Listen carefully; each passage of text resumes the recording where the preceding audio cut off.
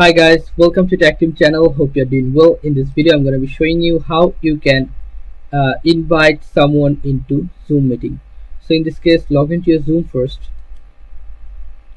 After log into Zoom, go to new meeting and start a meeting first.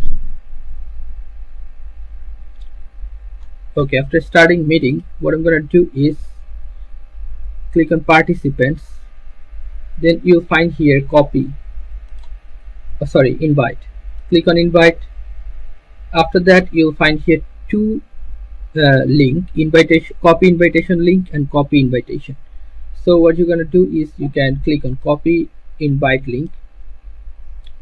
So and now you can go to desk phones or email and email that specific person and send this mail to request them join into meeting.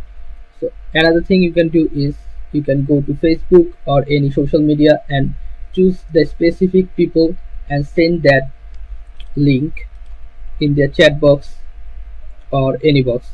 This link will be like this, and anyone can join in your meeting by using this link.